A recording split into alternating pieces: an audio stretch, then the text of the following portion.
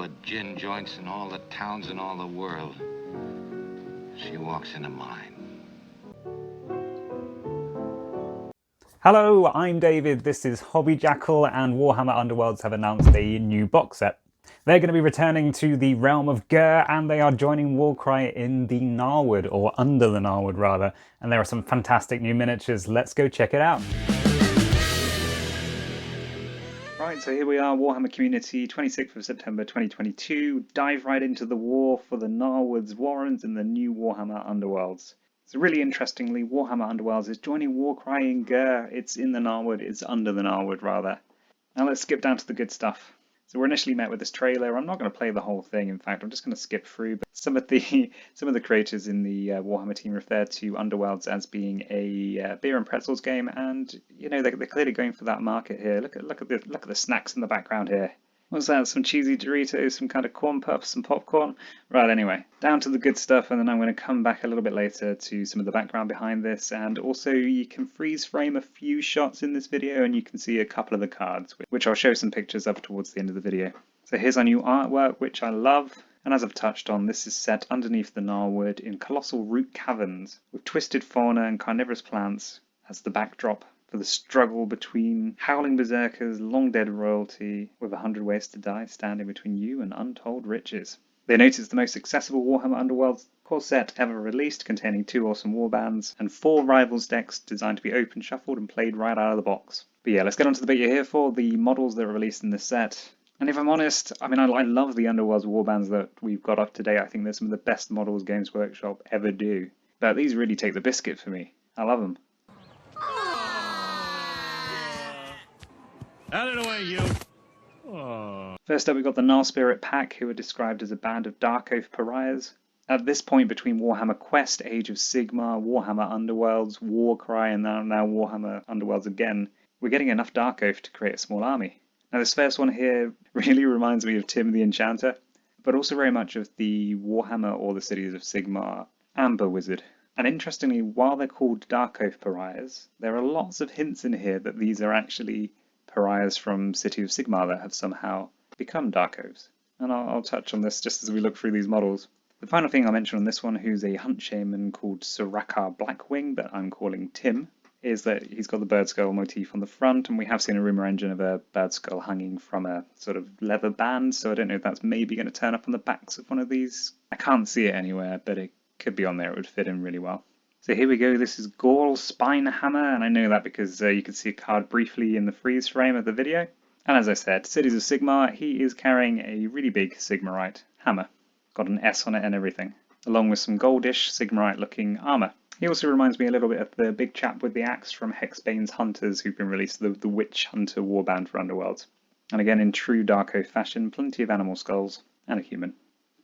Now this one's really interesting, so that kind of waistband, that motif, the weaponry, this is clearly an elf. They look very much like a wanderer that again we're seeing in the Cities of Sigmar.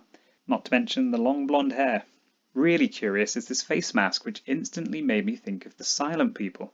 Now this is an insectoid race that have been hinted at throughout Underworlds, or rather through the last couple of seasons of Underworlds which took place in Ghur, which were Beastgrave and Diachasm.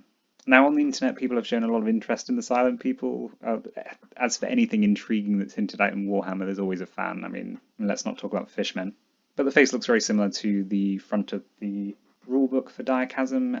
They were described as a race that existed within the Beastgrave, but by the time Underworlds was set there, they were just kind of statues and insectoid ones that would creepily occasionally kind of move out of the corner of your eye. Finally, we've got the 4th Darkoath.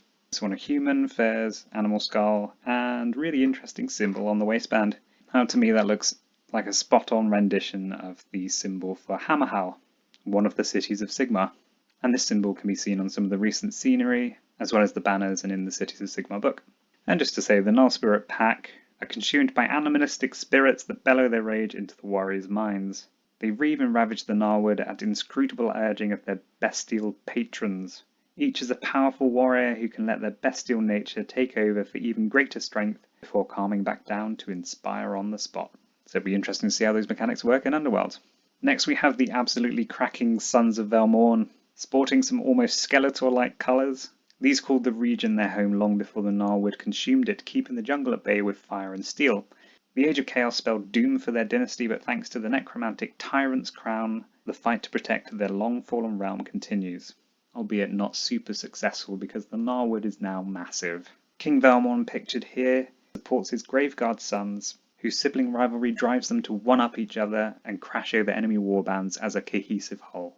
Oh, these models are so good. They offer a really interesting take on the Graveguard, essentially taking the new skeletons we first saw in Cursed City and have since been released as multi-part kits, and giving the Graveguard box set the same treatment. There are some brilliant motifs throughout, and you can see the weaponry mirroring the old Graveguard kits. You can see some of the helmets as well being spot-on renditions of these. And that Soulblight symbol is just ace. I really like the face on this one, it's creepy. It looks pretty sizable as well. We get a glimpse of the new core rulebook, which has been specifically designed to help new players dive right in. They note it presents separate sections of advanced rules for experienced players, and contains everything you need to play Warhammer Underworlds at any skill level, including games with up to 4 players. I've still never tried one of those. I love the artwork here as well. It really reminds me of The Medusa by Caravaggio, or perhaps even more so American Werewolf when he's kind of mid-transformation. Yeah, it's cool.